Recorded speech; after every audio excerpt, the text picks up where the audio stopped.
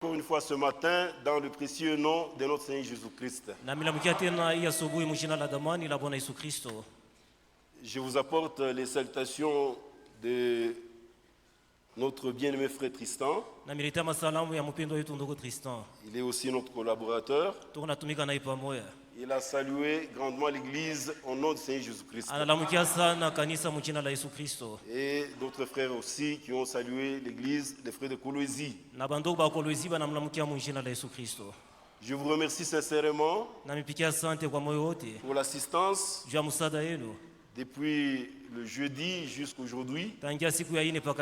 Et je remercie beaucoup les serviteurs et conducteurs de cette église, ainsi que tous les collèges qui m'ont très bien accueilli et qui m'ont donné cette occasion de parler à cette assemblée. Et je crois que je termine aujourd'hui. Et j'aimerais que je puisse apporter vos salutations à l'assemblée de Colosie. Que le Seigneur vous bénisse. Sans plus tarder, nous pouvons nous lever.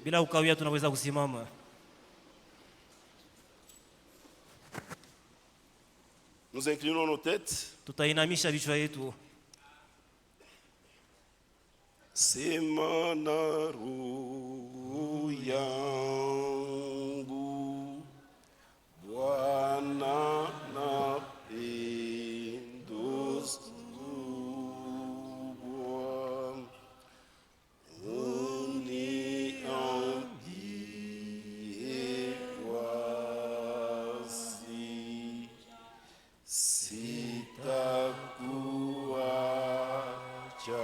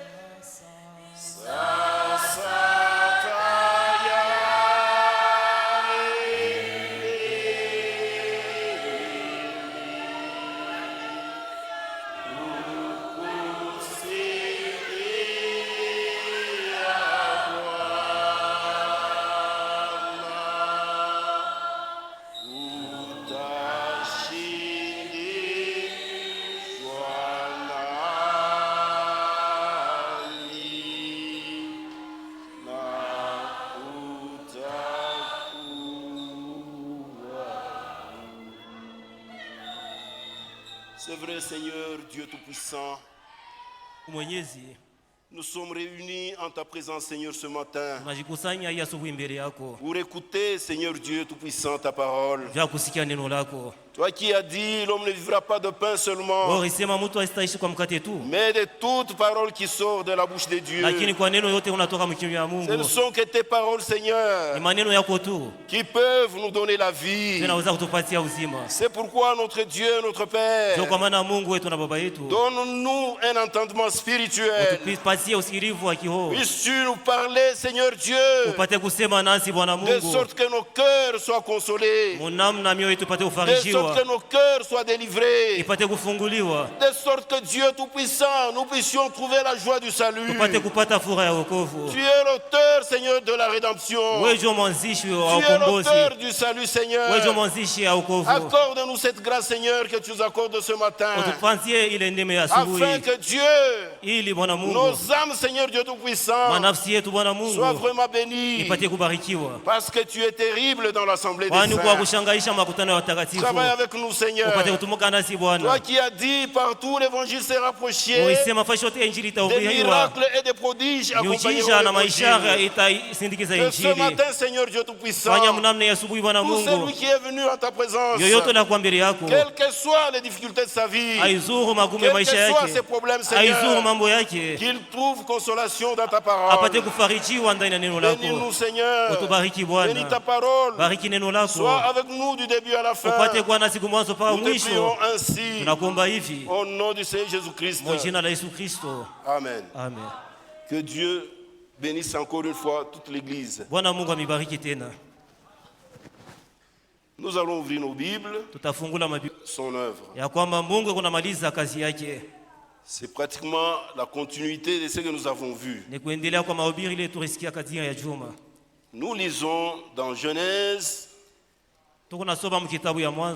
chapitre 2. Nous lisons le premier verset jusqu'au verset 3. Ainsi furent achevés les cieux et la terre, et toute leur armée. Dieu acheva au 7e jour son œuvre qu'il avait faite, et il se reposa au 7e jour de toute son œuvre qu'il avait faite. Dieu bénit le 7e jour et il le sanctifia, parce qu'en ce jour, il se reposa de toute son œuvre qu'il avait créée en la faisant. Nous lisons dans Philippiens, chapitre 1er, nous lisons le verset 6.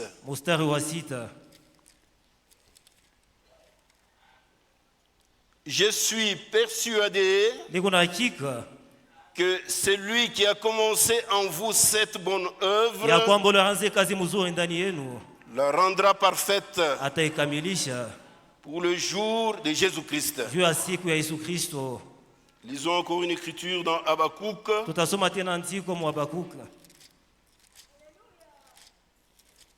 Habakkuk chapitre 1. Nous pouvons lire le verset 5. Jetez les yeux parmi les nations. Regardez et soyez saisis d'étonnement, d'épouvante. Car je vais faire en vos jours une œuvre que vous ne croirez pas si on l'a raconté. Nous lisons dans Ésaïe chapitre 28. Nous pouvons lire le verset 21.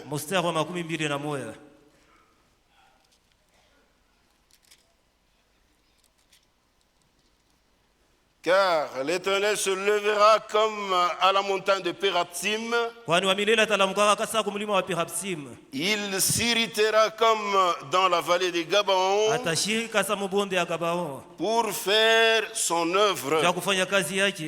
son œuvre étrange pour exécuter son travail inouï. Que le Seigneur bénisse sa parole. Nous résumons brièvement ce que nous avons dit pendant la semaine.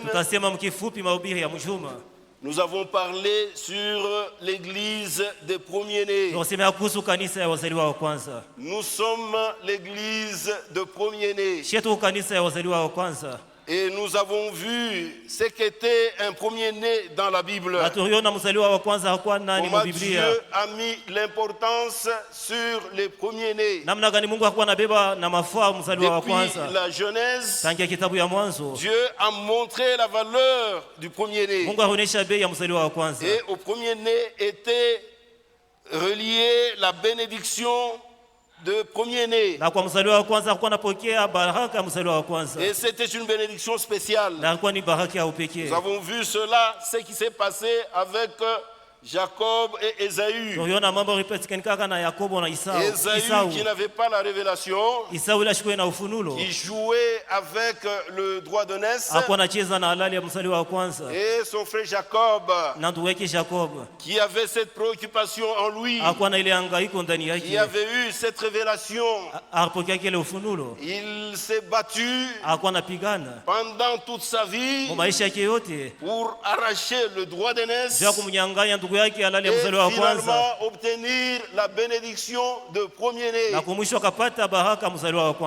que Dieu a montré qui devait concerner son église. Et nous aujourd'hui, nous sommes l'église de premier-né. Comme cela est écrit dans Hébreux 12, du verset 22 au verset 23. Nous nous sommes approchés à l'assemblée de premiers-nés. Mon frère, ma soeur, nous ne sommes pas une dénomination. Nous ne sommes pas une église comme toutes les autres églises. Nous sommes une église mise à part. Nous sommes un peuple mis à part.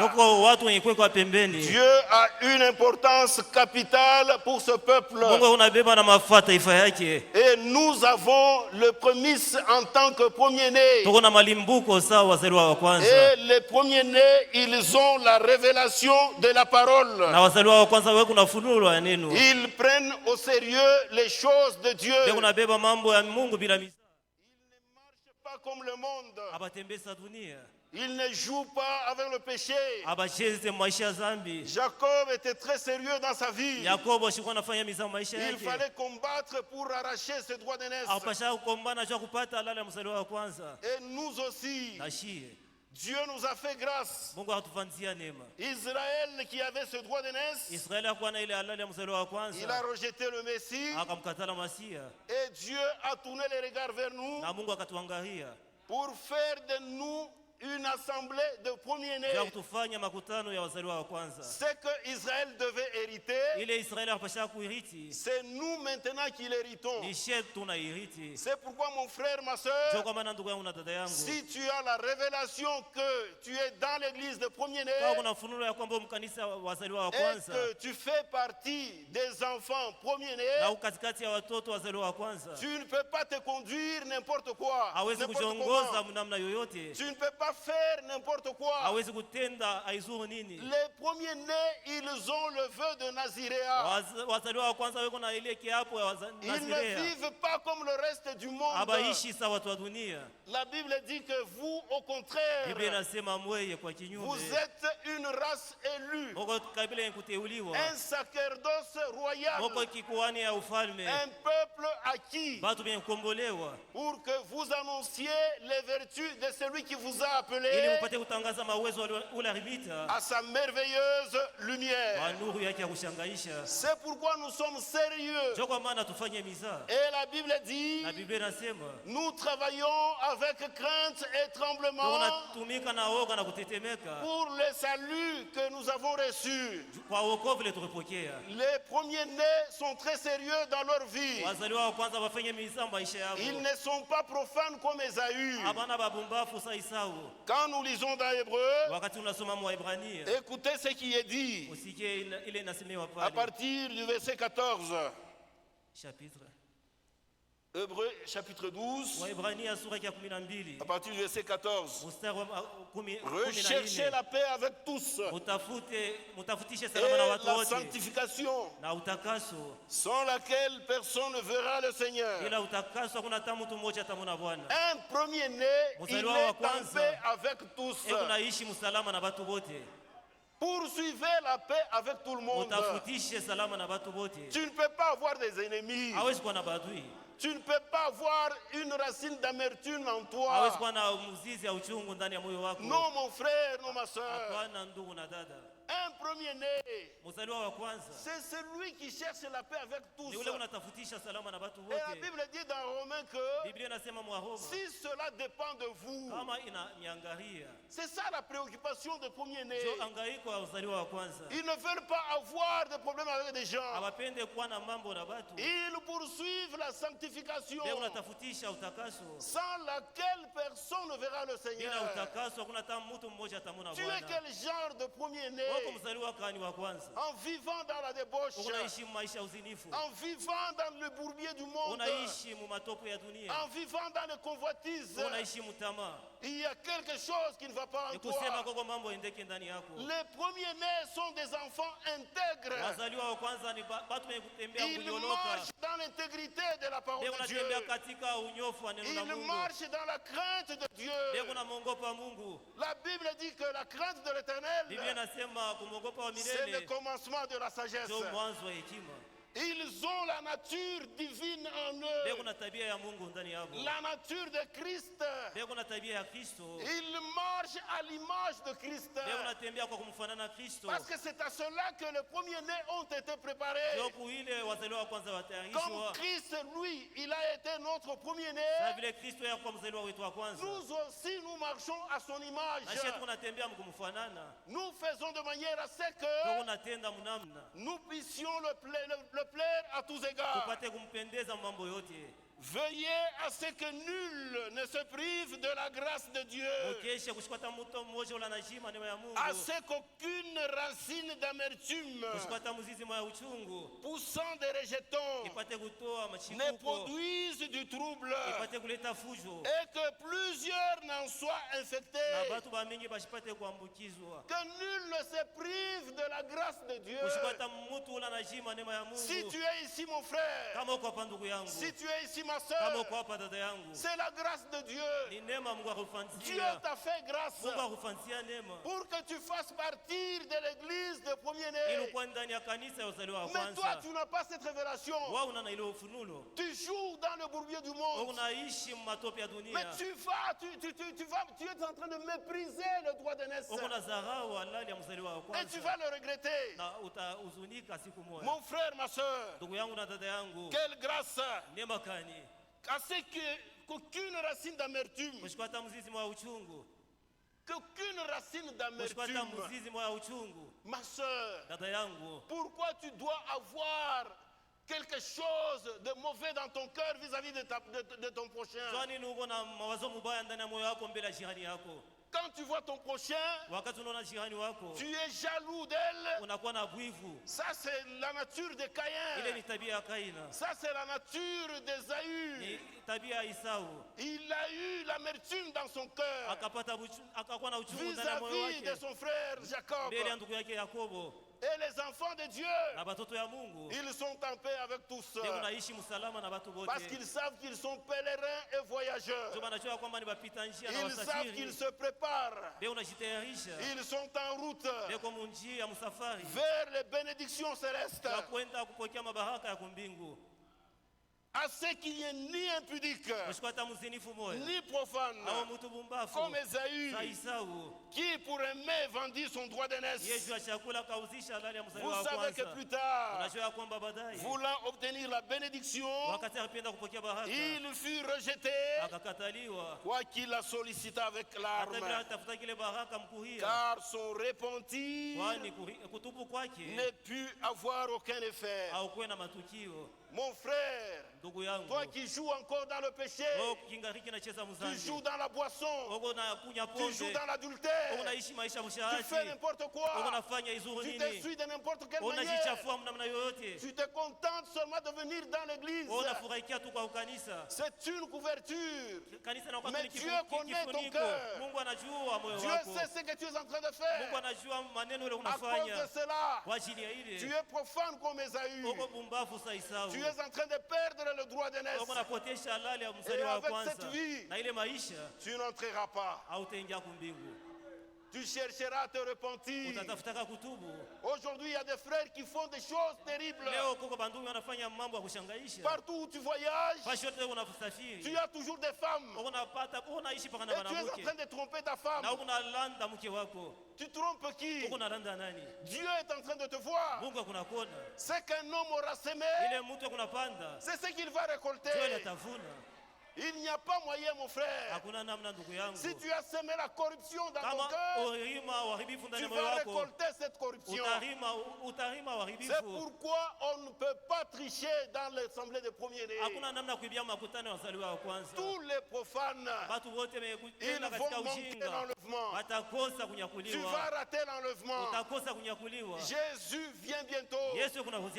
Mais les enfants de Dieu, les premiers-nés, ils se battent en conséquence pour d'abord arracher la bénédiction du premier-né, pour faire la véritable expérience du baptême du Saint-Esprit. Le baptême du Saint-Esprit, c'est une expérience de tout véritable fils premier-né. Dans l'église primitive, la préoccupation était que est-ce que vous avez déjà reçu le Saint-Esprit depuis que vous avez cru? Comment tu peux faire 15 ans dans l'église de premier-né? Tu n'as pas reçu le baptême du Saint-Esprit. Il y a quelque chose de faux en toi. Regarde ton commencement. Tu as très mal commencé. Les premiers-nés, ils ont la révélation de la parole de Dieu. Dieu parle à leur cœur comme il avait parlé le jour de Pentecôte. Ceux qui étaient concernés, la Bible dit qu'ils eurent le cœur vivement touché. Dans l'église de premier-né, on n'y entre pas. On est dans l'église de premier-né. Tu dois naître comme Jésus a dit.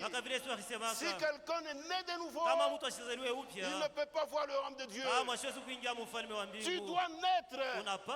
Tu dois expérimenter le processus du salut. Dieu t'appelle par sa parole et sa parole t'amène à la repentance. La repentance, ce n'est pas une confession de lèvres seulement. La repentance, la Bible dit que c'est un cœur vivement touché. Un cœur humilié. Dieu te parle de ce que tu es. Il te montre que tu es sur la mauvaise voie. Et tu rentres humilié devant Dieu. Et tu vas renoncer à cela jusqu'à ce que Dieu te justifie. Dieu t'accorde le pardon de péché. Le pardon de péché, c'est une expérience du salut. Tu dois l'expérimenter dans ton cœur si tu t'es réellement repenti. Mais si tu as fait un faux semblant, mon frère, ma soeur, tu es un profane comme Ésaü. Vous voyez, mon frère, jusqu'au baptême du Saint-Esprit, les gens l'ont expérimenté. Même jusqu'aujourd'hui, les véritables croyants qui sont sérieux dans leur âme, ils expérimentent le baptême du Saint-Esprit. Ce sont les bénédictions des premiers-nés. C'est ça notre objectif. Maintenant, à ces bénédictions, il y a autre chose par lequel Dieu va achever son église.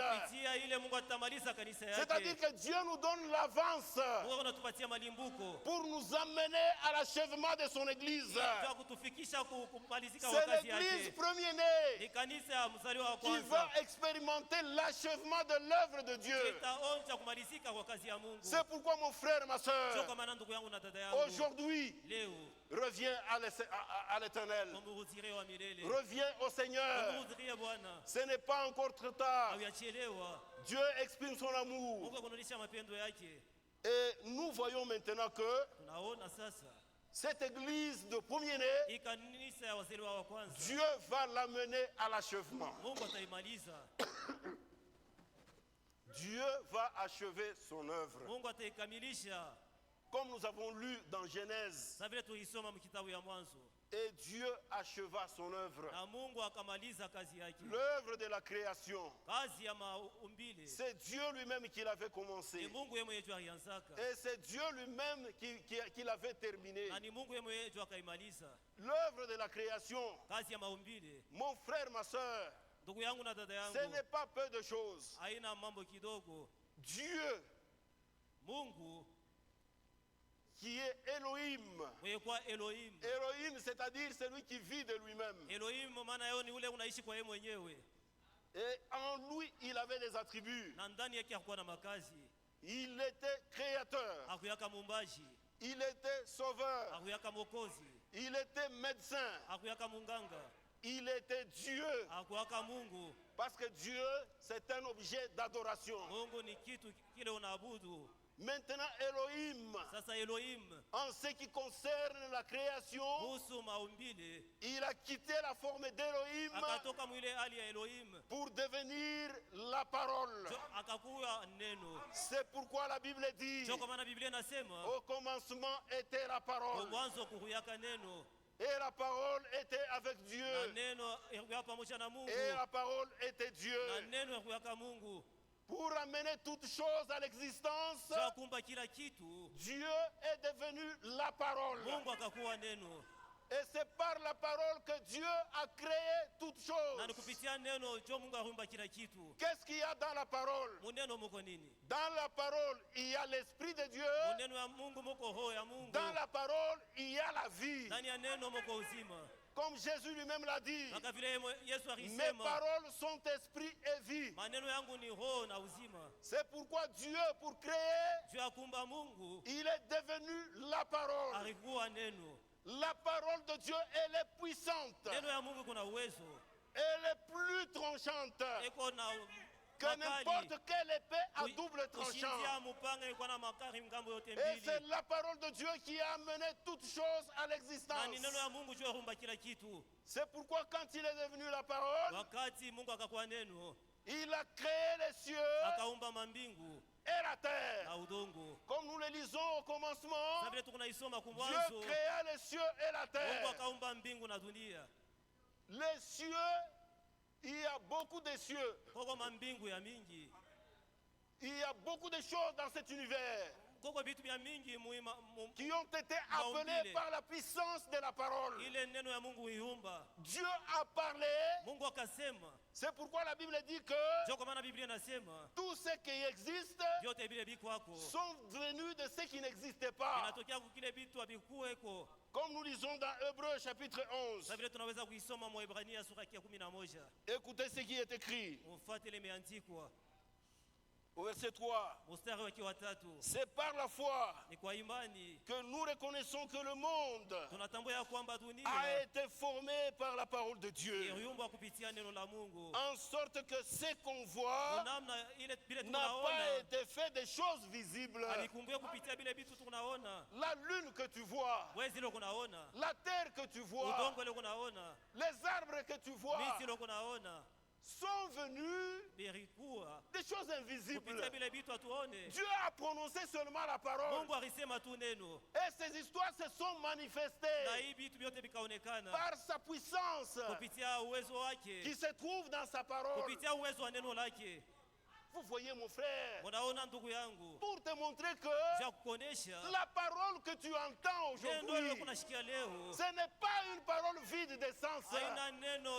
Cette parole a la puissance de te transformer. Quels que soient tes péchés, quel que soit ce que tu es, la parole ne peut pas te rater.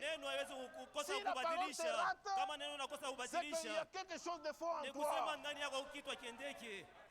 C'est pourquoi mon frère, ma soeur, tu dois donner ton cœur à Dieu. Cela dépend de la disposition de ton cœur. Aujourd'hui, les gens, à cause de l'incrédulité que le diable a semé dans leur cœur, le diable met le doute dans le cœur. Le diable met l'incrédulité dans le cœur. De sorte que quand tu entends la parole, tu la négliges, tu la prends avec légèreté. Non, mon frère, non, ma soeur. La parole de Dieu, elle a la puissance de transformer. Et tous ceux qui ont été disposés à la recevoir, la Bible dit que à tous ceux qui ont reçu la parole, elle leur a donné le pouvoir d'être des enfants de Dieu. Cette parole que nous écoutons, c'est celle qui nous a donné le pouvoir d'être des enfants de Dieu. C'est pourquoi, mon frère, ma soeur, nous devons la croire, nous devons l'accepter. Le même qui a commencé à appeler toutes choses à l'existence, à la création, il n'a pas raté. Il a commencé la création. Il a appelé des choses invisibles et visibles. Dans cet univers, il y a des choses, mon frère, que tu ne peux pas t'en revenir.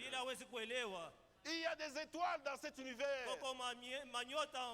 La lumière de cette étoile, pour arriver sur la terre, elle peut faire même 30 ans ou 50 ans.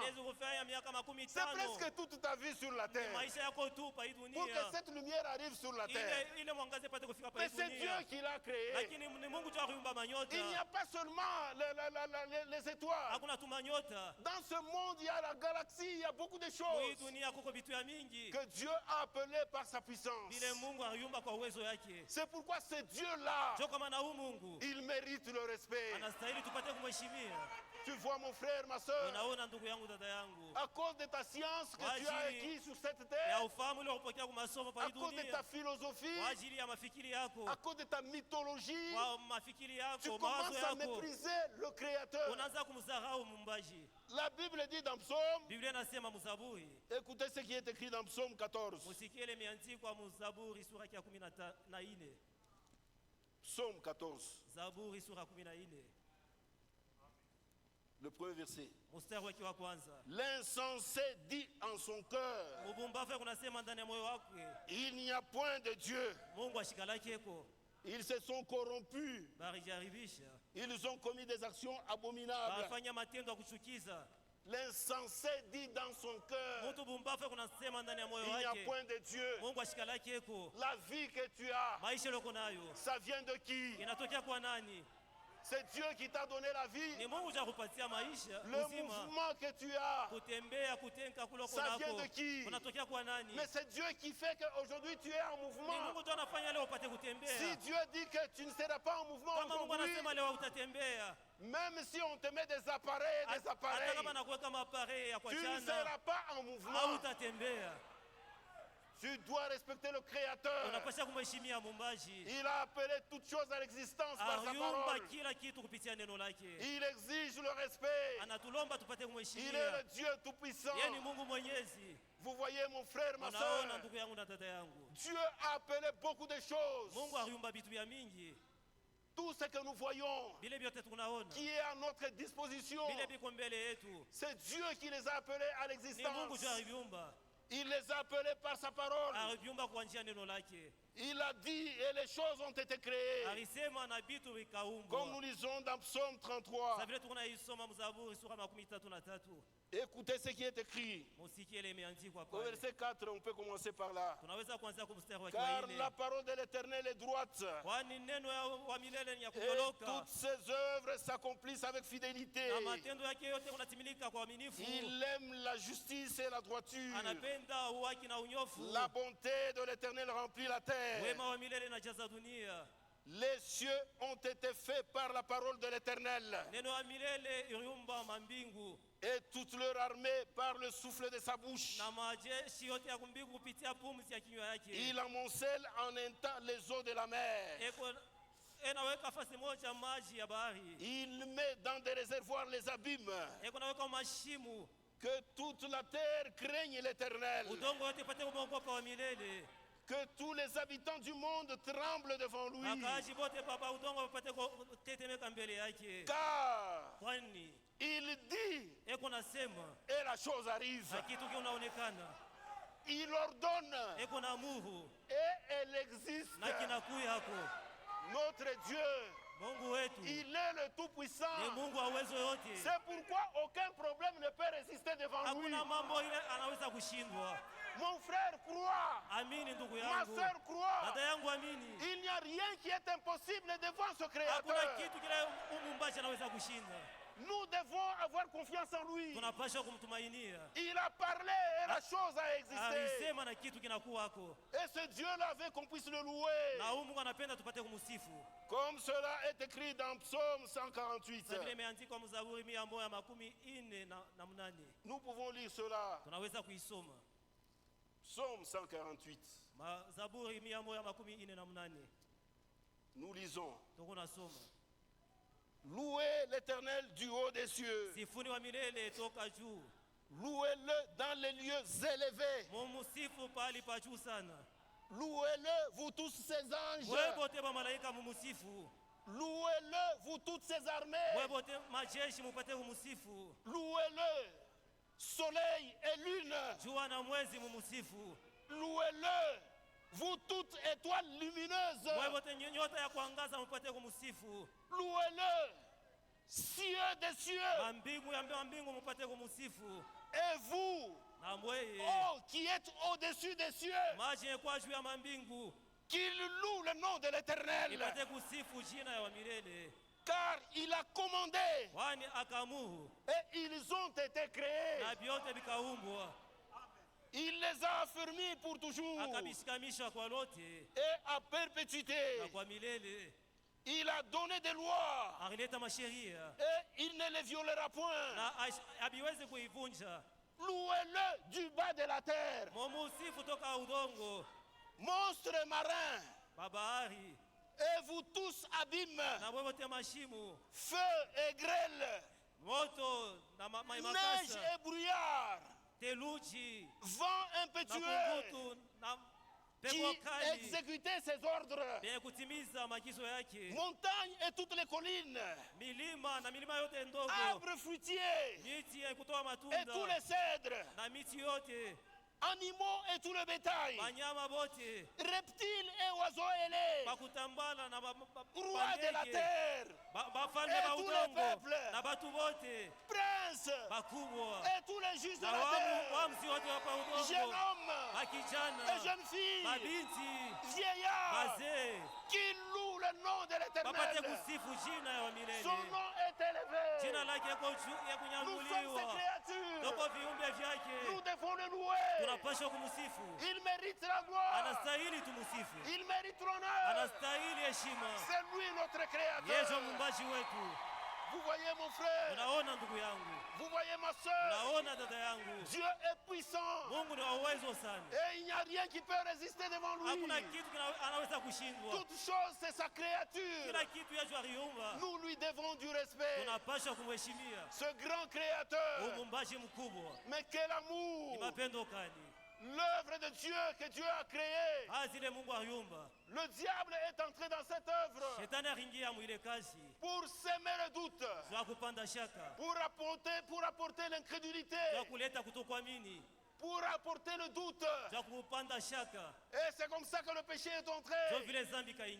Par le diable, il met le doute. Il te montre comme si rien n'est impossible.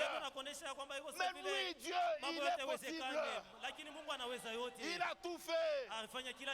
C'est pourquoi quand il a perverti, le diable a perverti l'homme, Dieu a dit, maintenant je vais commencer une œuvre du salut de l'homme.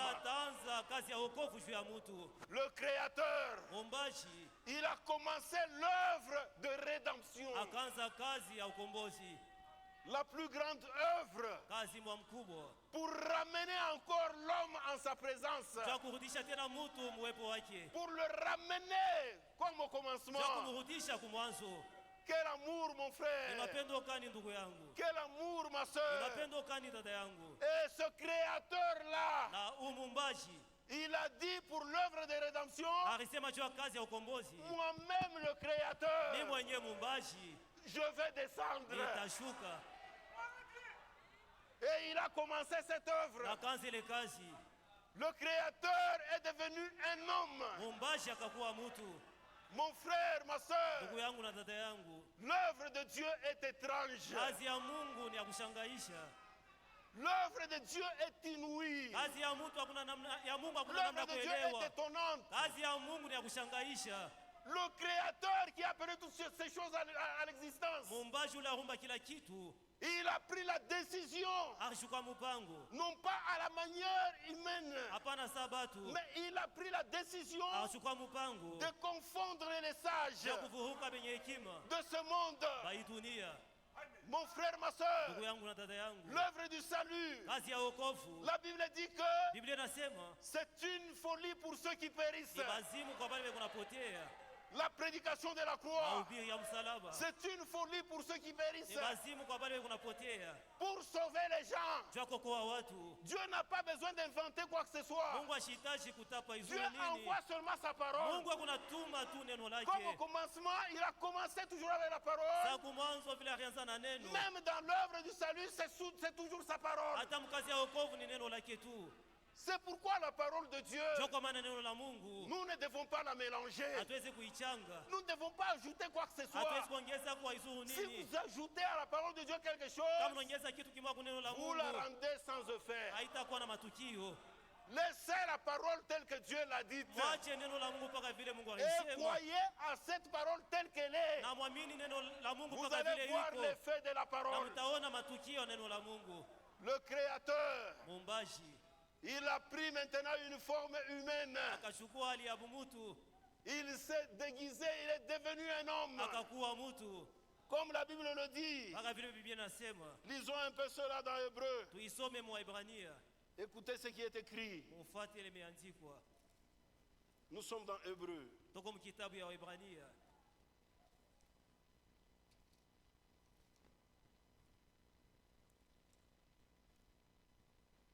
Hébreu chapitre 2.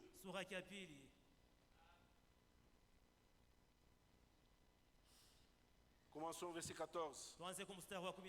Ainsi donc, puisque les enfants participent au sang et à la chair,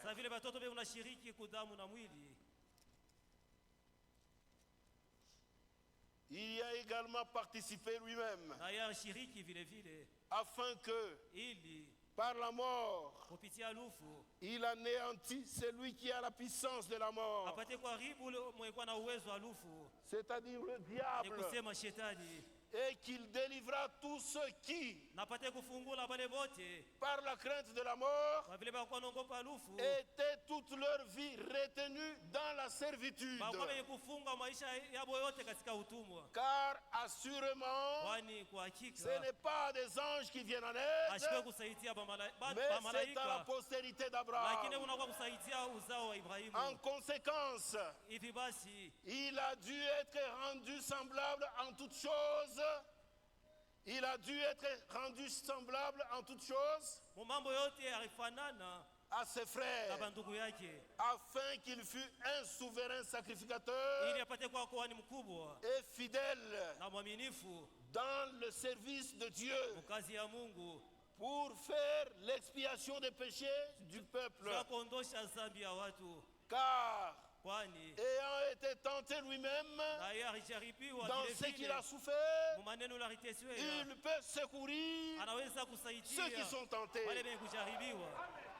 Quel amour, mon frère! Le Créateur, il est devenu un homme comme tous les hommes. Il fallait avoir la révélation pour savoir que celui-ci c'est le Créateur. Il fallait être fils premier-né pour voir que réellement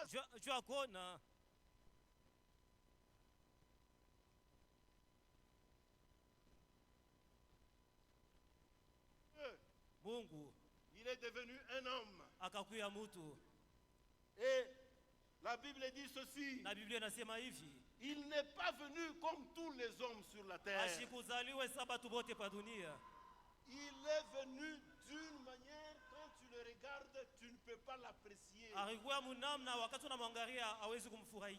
peux pas l'accepter. Il n'est pas venu en cravate. Il n'est pas venu en habit somptueux. Il est venu comme quelqu'un qui est malade.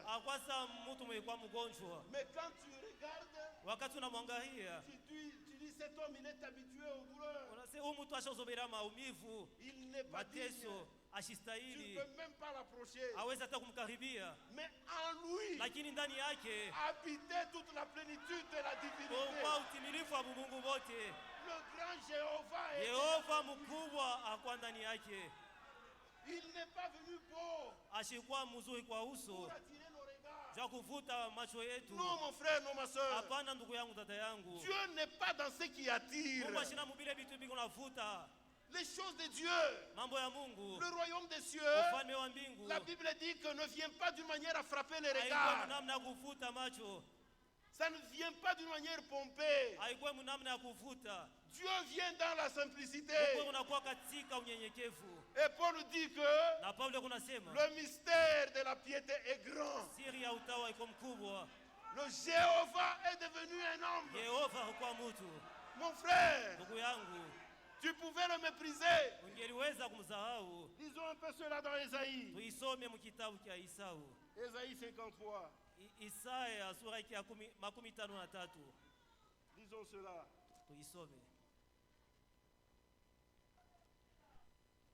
Ésaïe 53. Commençons au premier verset. Qui a cru à ce qui nous a été annoncé? Qui a reçu le bras de l'Éternel? Qui a reconnu le bras de l'Éternel? Il s'est levé devant lui comme une faible plante, comme un rejeton qui sort d'une terre desséchée. Il n'avait ni beauté,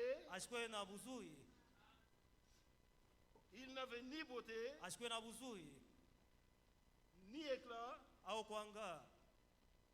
pour attirer nos regards.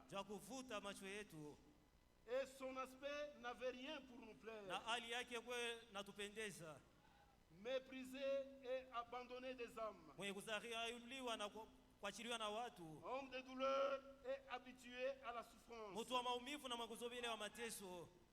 Semblable à celui dont on détourne le visage. Nous l'avons dédaigné. Nous n'avons fait de lui aucun cas. Cependant, ce sont nos souffrances qu'il a portées.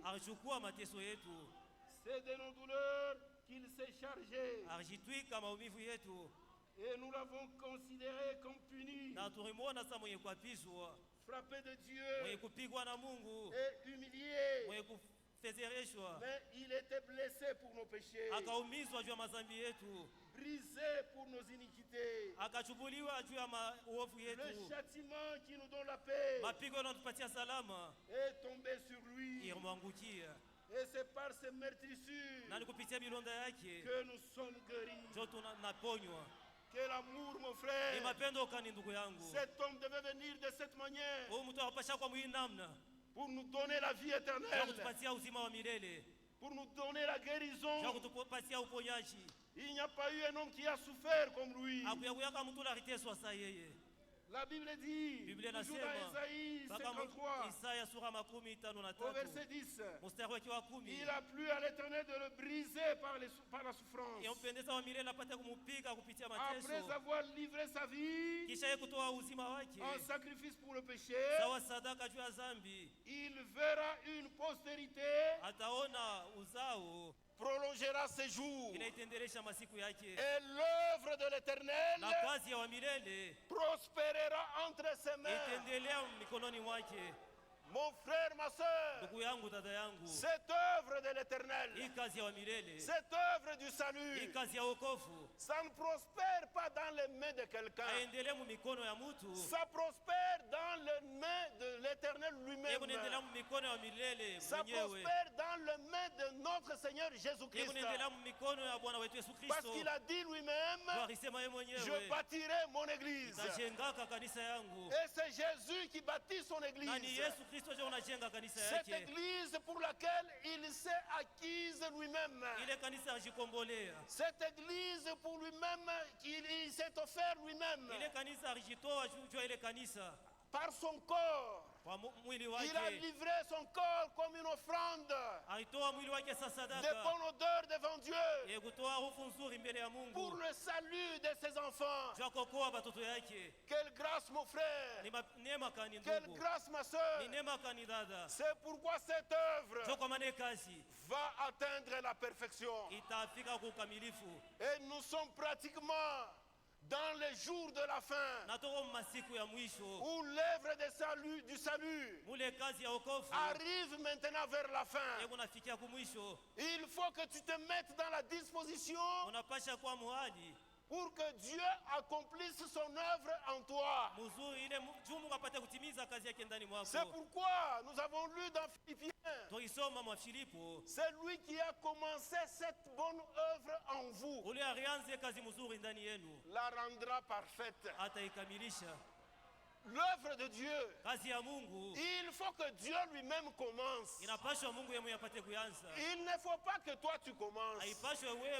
Non, mon frère, non, ma soeur. Il faut que Dieu commence en toi. Si Dieu commence en toi, Dieu n'échoue jamais. Dieu amène son œuvre à la perfection. Quand tu viens à Dieu, laisse Dieu commencer. Quand Dieu te parle, toi obéis seulement à Dieu. Toi fais sa volonté.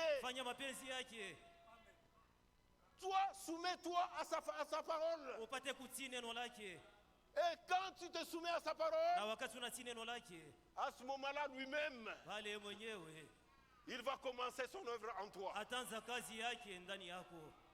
Au jour de la Pentecôte, quand l'œuvre de Dieu a commencé, les gens ont écouté. Et quand ils ont écouté, Pierre leur dit, c'est Jésus que vous avez crucifié. C'est Jésus que vous avez fait souffrir.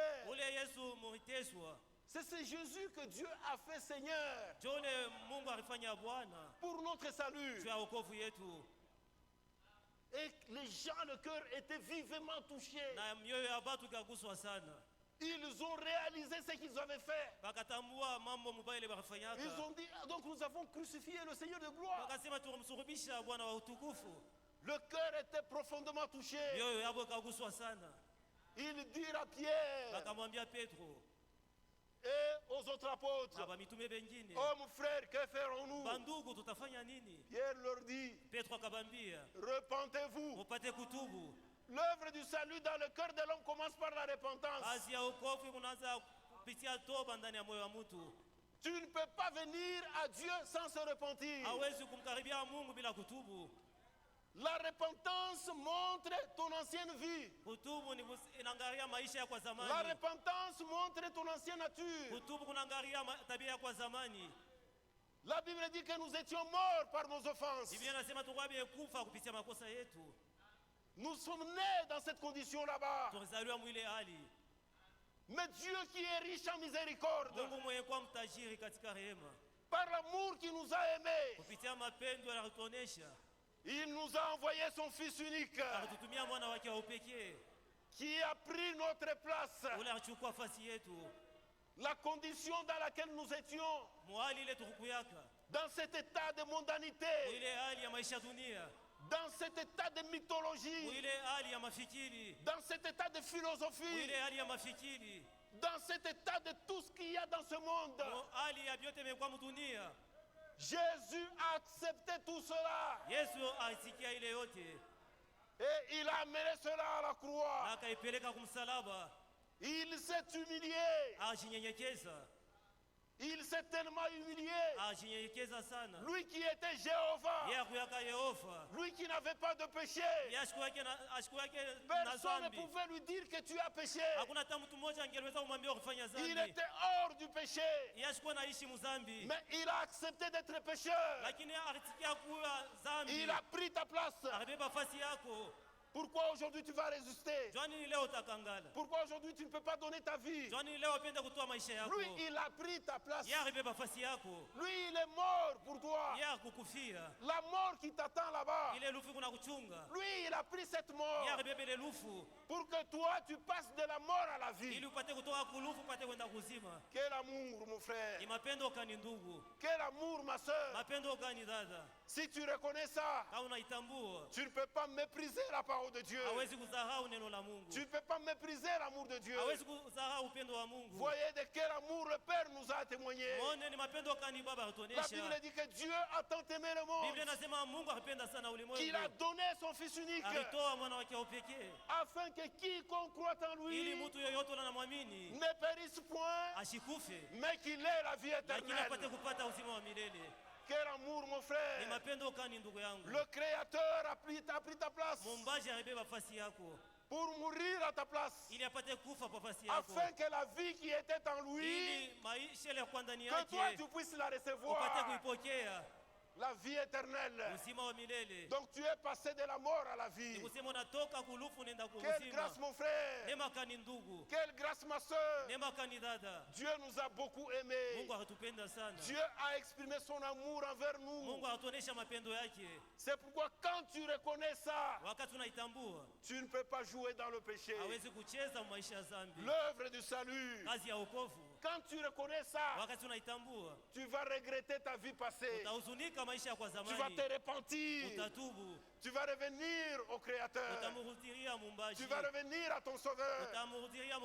Tu diras, Seigneur, me voici. Prends ma vie. C'est fini. Tu diras, c'est assez d'avoir accompli dans les temps passés la volonté des païens, en vivant dans l'ivrognerie, en vivant dans les adultères. Tu diras dans ton cœur que c'est assez. Amen. Dieu te donne sa vie gratuitement. Et quand tu prends cette décision, tu reviens à Dieu. Dieu va t'agréer. Dieu va te pardonner. Le pardon de péché, c'est une expérience du salut. Et tu sentiras dans ton cœur que le poids du péché est ôté. C'est ça le salut. Et tu prends la décision de te détourner de la vie que tu avais avant.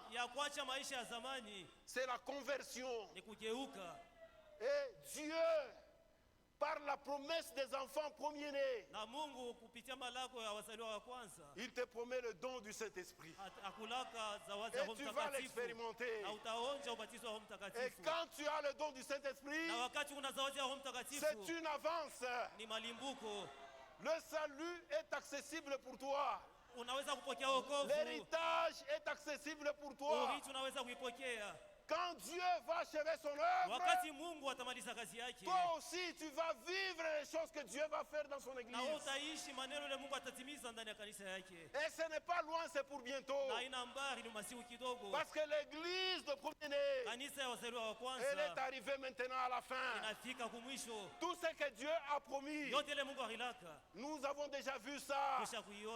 Dieu a promis sa parole pour nous ramener à la foi apostolique. Aujourd'hui, nous écoutons ce que Dieu a dit. Le message qui prépare l'épouse pour être enlevé, pour expérimenter la transmutation, pour expérimenter l'enlèvement. Mon frère, ma soeur, c'est pour bientôt. Il ne faut pas que tu rates ça. C'est pourquoi aujourd'hui, C'est le jour de grâce. Viens vite, hâte-toi de venir. Parce que la porte peut se fermer. Et ce sera trop tard pour toi. Ne joue pas avec le péché. Ne viens pas trop tard comme Esaü, qui était profane. Il est venu pour se repentir finalement après. Et la bénédiction des premiers-nés était déjà accordée. Et l'église de Jésus-Christ, aujourd'hui, elle tend vers la fin. Dieu qui a commencé son œuvre va maintenant couronner son œuvre. Et Dieu dit, je vais faire une chose étrange. Si on vous l'a raconté, vous serez étonnés. L'œuvre du salut, c'est une chose étrange. Imaginez-vous quelqu'un qui était voleur, quelqu'un qui était fumeur. Il croit en Jésus-Christ. Jésus le transforme. Mon frère, le salut, c'est une œuvre étrange. Tout le monde va s'étonner. Tout le monde se dira, mais même celui-ci, nous connaissons ce qu'était sa vie. Même cette femme prostituée, nous connaissons ce qu'était sa vie. Mais sa vie a changé complètement. L'œuvre de Dieu est étrange. Dieu, quand il te sauve, tu deviens étrange. Dans ta maison, ta femme va s'étonner. Tes enfants vont s'étonner. Parce qu'ils connaissent ce que tu étais. Toi qui battais chaque fois ta femme. Mais ce jour-là, c'est fini. Tout est tombé. C'est une œuvre étrange. Dieu, quand il accomplit son œuvre, c'est étrange devant les gens. Quand Paul, Dieu l'avait appelé, ceux qui connaissaient Paul, quand ils l'ont vu après, d'autres le doutaient, d'autres fouillaient même. C'est celui qui vous persécutait. Attention, il va vous persécuter. Même Ananias, celui à qui Dieu avait parlé, il lui dit, non, reçois cet homme. Il sera maintenant mon serviteur. Il est maintenant mon instrument. C'était étrange. Parce que toute sa vie passée avait changé. L'œuvre de Dieu est étrange. Quand Dieu accomplit son œuvre en toi, ceux qui te connaissaient dans la vie passée, ils vont commencer à s'étonner. S'ils ne s'étonnent pas aujourd'hui, c'est qu'il y a quelque chose de faux. L'œuvre de Dieu est étrange. C'est une œuvre étonnante. Une œuvre inouïe qui dépasse l'entendement humain. Une femme qui était insoumise, cette femme devient soumise en toutes choses, comme dit la parole. Son mari commence à s'étonner. Comme Frère Branham avait raconté l'histoire de quelqu'un, sa femme avait cru. Et cette femme qui avait cru, cet homme l'a dit à ses amis, venez, vous allez voir comment ma femme est croyante. Ça m'étonne. Elle est vraiment soumise. Et ils arrivent chez lui. Il dit à sa femme, prépare-moi à manger. Sa femme prépare à manger. Et quand elle a servi, alors elle s'était déjà convenue. Il s'était dit que quand elle sert à manger, nous allons tout bouleverser. Tout. Et ils ont tout bouleversé. Ils ont tout rendu sans dessus-dessous. J'étais partout. Et cette femme est venue. Elle a dit, en tout cas, je vous demande pardon. Peut-être que j'ai mal servi. Peut-être que j'ai mal préparé. Patientez-moi. Je vais recommencer. Elle a débarrassé la table, elle a rangé tout, et elle a repréparé, et elle les a servis. Mon frère, ma soeur, c'est étrange. Parce que la femme d'aujourd'hui, la femme qui ne connaît pas Dieu, ce seront les insultes. Ils vont commencer à insulter. Ils diront n'importe quoi. Mais cette femme là-bas, elle a été vraiment un modèle. Et tout le monde s'étonnait. Et ces gens-là, ils ont dit, mais c'est étrange, c'est étonnant de voir une femme pareille. C'est quoi l'œuvre de Dieu dans cette femme? C'est étrange. Dieu, quand il fait son œuvre en toi, il fait de manière à ce que la parole soit en toi, esprit et vie. Tu deviens un témoignage pour les gens qui te voient, pour les gens qui t'écoutent. Là où tu maudissais, là où tu insultais, tu es en train de bénir. Voilà l'œuvre de Dieu. C'est ce que Dieu accomplit dans l'église épouse, dans les enfants premiers-nés. Dieu accomplit son œuvre en eux. C'est un peuple étrange. C'est un peuple étonnant. Nous sommes en train d'étonner les gens par notre vie, par notre façon de parler, par notre façon de faire. Vous voyez mon frère, ma soeur, et Dieu dans cet âge, pour ramener son œuvre à la perfection, Dieu a fait des choses étranges. Dieu a travaillé par son prophète pour montrer comment il va amener son œuvre. Comment finira cette église? Cette église, mon frère, ma soeur, finira avec des acclamations. Dieu lui-même couronnera son œuvre qu'il a commencé. Il va l'amener à l'achèvement. Comme cela est écrit dans... Nous pouvons lire cela dans Zacharie. Lisons un peu cela. Dans Zacharie. Zacharie chapitre 4. Nous lisons à partir du verset 6.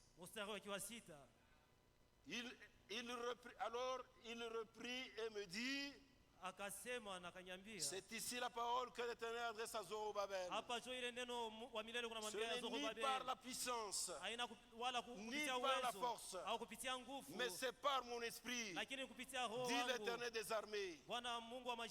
Qui es-tu, grande montagne? Devant Zorobabel, tu seras aplani. Tu seras aplani. Il posera la pierre principale au milieu des acclamations. Grâce pour elle. La parole de l'Éternel me fut adressée en ces mots. Les mains de Zorobabel ont fondé cette maison, et ses mains l'achèveront. Et tu sauras que l'Éternel des armées m'a envoyé vers vous. Dieu est celui qui commence, et il est celui qui termine. Il commence son œuvre et il la termine. C'est lui qui a commencé cette seconde maison, cette maison spirituelle. Dieu va l'achever. Ce ne sera ni par la force, ni par la puissance, mais par l'Esprit de Dieu. Et nous voyons ce qui est arrivé dans la vie de Frère Branham. Un jour, Frère Branham, pendant qu'il prêchait, et quand ils ont commencé à chanter, pendant qu'ils chantaient, qu'est-ce qui est arrivé? L'onction était tellement grande. Quand cette onction était grande dans l'église, une sœur qui jouait au piano,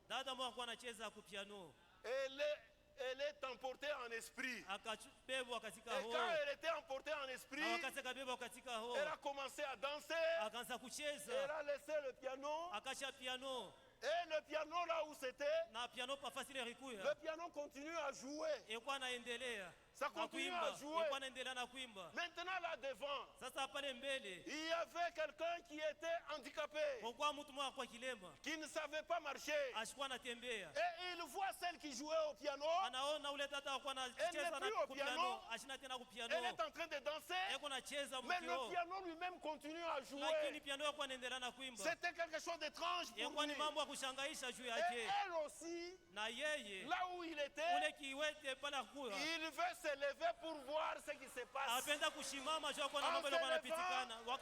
Il a marché. Et c'était terminé. Mon frère, ma soeur, Dieu fera de grandes choses dans cette église. Dieu fait maintenant arriver son œuvre à la fin. C'est pourquoi mon frère, ma soeur, il est grand temps que tu te places dans la condition qu'il faut, afin que Dieu accomplisse sa volonté parfaite dans ton âme. Dieu va nous sanctifier corps, âme et esprit. Notre corps expérimentera la rédemption. Notre âme, notre esprit expérimentera la rédemption, la délivrance totale. Tous ces démons qui dérangent les âmes, tous ces démons vont partir. Parce que Dieu lui-même, il entrera lui-même en scène. Dieu lui-même achèvera son œuvre. C'est pourquoi mes frères, mes sœurs, ne perdez pas l'espérance. Les temps sont tellement avancés. Ce n'est plus le temps de s'essuyer. C'est le temps de se préparer en conséquence. Parce que Dieu va finalement terminer son œuvre. Et dans ces vases qui sont déjà prêts, c'est que Dieu a fait avec Frère Branham, Dieu va le faire dans son église. Toute âme dans l'église expérimentera cela. Ce ne sera pas une affaire d'un individu. Tout croyant véritable, tout fils premier-né expérimentera cela. Il viendra un temps où s'accomplira ce qui est écrit. Celui qui s'essuie encore. Et celui qui se sanctifie encore. Tout le profane sera terminé. Il n'y aura pas de faux frères dans l'église. Aujourd'hui, nous pouvons voir de faux frères et de fausses sœurs. Mais quand Dieu va terminer son œuvre, il n'y aura pas de faux dans son église. Ce sera comme à la Pentecôte. Dieu fera des actions puissantes, comme ce fut dans la première église. C'est pourquoi, mon frère, ma soeur, aujourd'hui c'est le jour du salut. Comme nous l'avons lu dans Ésaïe, Dieu a des moyens terribles qu'il utilise. Quand nous lisons dans Ésaïe 28,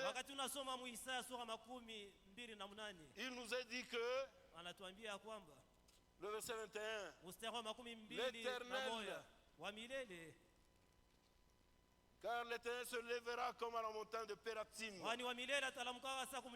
Il s'irritera comme dans la vallée de Gabaon pour faire son œuvre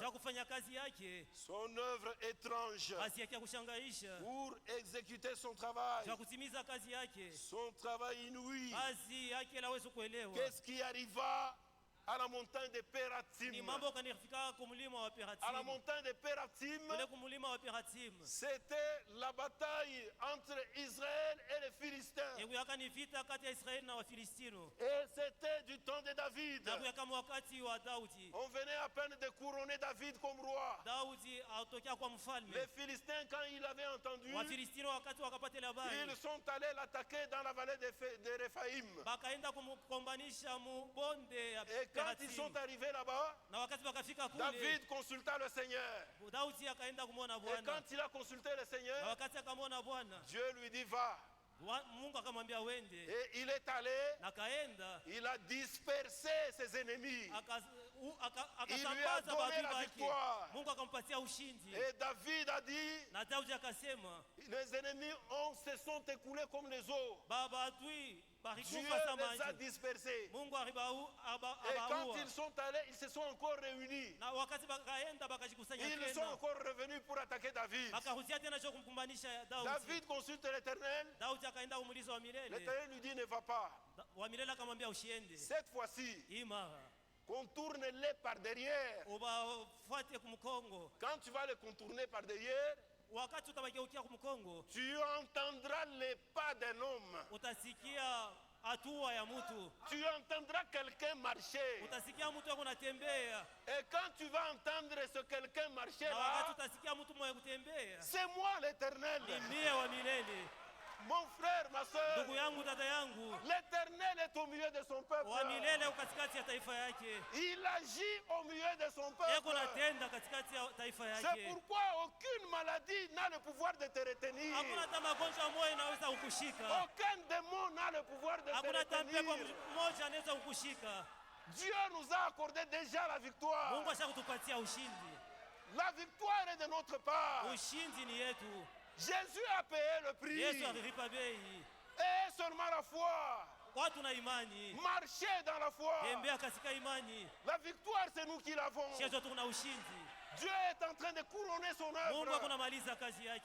Mon frère, Dieu est terrible dans l'assemblée des saints. Ce que Dieu a fait du temps de David, c'est ce qu'il fait dans son église. David, c'était un homme selon le cœur de Dieu. Quelqu'un qui était humble, quelqu'un qui était obéissant. Un enfant de Dieu, il est humble, il est obéissant. David, c'était un grand roi en Israël. Il n'a pas regardé à sa royauté. David était prêt à écouter les réprimandes. Quand un serviteur de Dieu arrivait pour le reprendre, David était prêt pour accepter la correction. Les enfants de Dieu sont toujours prêts à accepter la correction. Mais quand tu t'enorgueillis dans le cœur, c'est prouve que tu as une autre nature. C'est pourquoi Dieu a fait des choses terribles avec David. Ce sera comme dans la vallée de Gabaon. Dans la vallée de Gabaon, c'était du temps de Josué. Et Josué, c'était vraiment une génération disciplinée. La génération des gens qui avaient des gens incrédules étaient passés complètement. Dieu a suscité une génération de gens qui étaient disciplinés à la parole de Dieu pour les faire entrer. Et Josué avait suivi les conseils que Dieu lui avait donnés. Il lui dit, médite sur ces paroles jour et nuit. C'est comme ça que tu réussiras dans tout ce que tu entreprendras. Mon frère, ma soeur, médite sur la parole de Dieu. La parole que Dieu vous a donnée dans cet âge. Il y a la puissance pour la transformation. Croyez cela. Vous verrez la gloire du Seigneur. Mon frère, ma soeur. Et cette génération de gens disciplinés, des gens obéissants, Josué leur dit, avant que nous puissions traverser le Jourdain, d'abord l'arche de l'Éternel doit passer devant nous. Nous laissons l'arche passer. Donc d'abord la parole. Et le miracle vient après.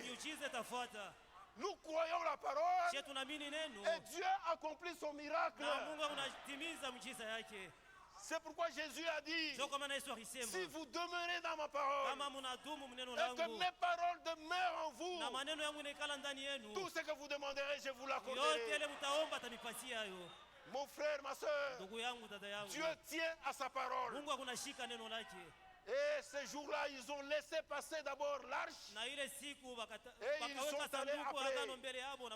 Maintenant, quand ils ont commencé la bataille, ils se sont retrouvés dans la vallée de Gabaon. Et dans cette vallée, la guerre faisait rage. Et pendant que la guerre faisait rage, et ça devenait vers le soir, Josué regarde, il dit, si la nuit vient, ces gens risquent de nous vaincre. Et Josué s'est tenu. Comme il se tenait dans la parole, il regarde le soleil. Il dit, soleil, arrête-toi. Et toi, lune, arrête-toi aussi. Le soleil s'arrêta pendant une journée. Mon frère, ma soeur, le Dieu qui a créé ce soleil, il a écouté la voix de Josué. C'est le même Dieu qui nous parle. C'est le même Dieu qui est avec nous. Quelle assurance nous avons, mon frère. Nous croyons à ce grand Dieu. Nous sommes son peuple. Il va nous couronner de victoires. C'est pourquoi mes frères et mes sœurs, tenez-vous debout dans les promesses de Dieu. Dieu ne manque pas à accomplir ses promesses. Il est fidèle. Il accomplira toutes ses promesses. Pour terminer, je vais vous lire quelque chose. Je vous lis quelque chose. Le frère Franck avait dit dans une des lettres circulaires. Nous lisons dans la lettre circulaire 35. Je crois que c'est à la page 12. Dieu ébranlera encore une fois les cieux et la terre. Selon Hébreux 12, verset 26. C'est en ce temps que s'accomplira cette parole.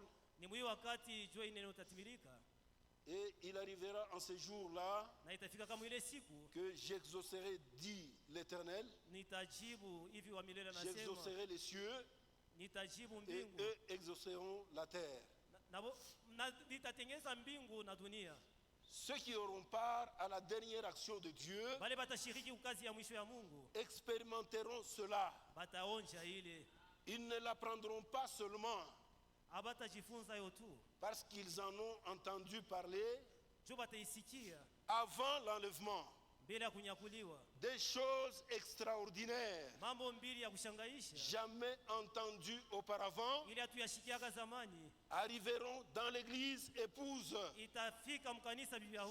Par ce moyen, la foi pour l'enlèvement augmentera puissamment.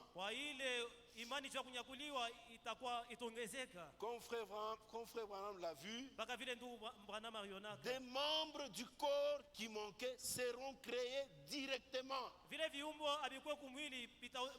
par un miracle de création. Tout cela est en accord avec les Saintes Écritures. Car lors du retour de Jésus-Christ, doit s'accomplir ce que Paul a écrit. Car après avoir exposé l'enlèvement, dans 1 Thessaloniciens 4, Paul dit au chapitre 5, au verset 23, « Or le Dieu de paix, lui-même, vous sanctifie entièrement, et que votre esprit, et que votre âme, et votre corps tout entier soit conservé sans reproche à la venue de notre Seigneur Jésus-Christ. Après ce merveilleux texte, à l'accomplissement duquel nous croyons et que nous expérimenterons, l'apôtre Paul s'écrit: c'est lui qui vous appelle est fidèle, qui le fera. Ce ne sont pas seulement quelques-uns, mais ce sera au contraire le Seigneur qui agira dans tous les croyants véritables et sur la surface de toute la terre d'une manière surnaturelle. C'est dans l'être humain tout entier que s'accomplira des miracles dans l'esprit, dans l'âme et dans le corps. Encore beaucoup de démons doivent être chassés et doivent sortir des chrétiens qui aujourd'hui encore sont dominés par de mauvais esprits. Toute âme que l'ennemi tient encore d'une manière ou d'une autre sera sortie de sa prison spirituelle pour avoir part à la merveilleuse liberté des enfants de Dieu. Il lancera comme du temps des apôtres avec Ananias et Saphira. Rien de faux ne pourra alors se maintenir encore dans l'épouse. C'est en ce temps que s'accomplira cette parole que celui qui est injuste commette encore l'injustice et que celui qui est souillé se encore. Et que celui qui est juste pratique encore la justice. Et que celui qui est saint soit sanctifié encore. En cette période, il n'y aura aucun faux frère, aucune fausse prophétie, aucune fausse doctrine à l'intérieur de l'église épouse. Avant la transmutation de leur corps, les croyants seront fortifiés dans leur foi au travers des choses qu'ils auront expérimentées personnellement dans leur corps, leur âme et leur esprit. En ce temps-là, les choses sur lesquelles on prêche, les choses sur lesquelles on prêche aujourd'hui et desquelles on parle auront lieu effectivement, du fait que personne ne peut dire à l'avance avec exactitude le terme fixé par Dieu. Nous ferons bien d'attendre jusqu'à ce que ça soit là. Alors se répandra parmi le peuple de Dieu une atmosphère céleste et bienfaisante. On ne prêchera plus sur l'amour, car il sera tout simplement vécu. Mon frère, ma soeur, Dieu arrive à son terme de son œuvre. C'est pourquoi l'église du Dieu vivant, les élus de Dieu, les enfants premiers-nés se préparent en conséquence, parce qu'ils savent que c'est dans leur cœur, dans leur âme, dans leur esprit, dans leur corps que Dieu accomplira son œuvre finale. Aujourd'hui, mon frère, c'est le jour du salut. Dieu t'invite. Mettons-nous debout.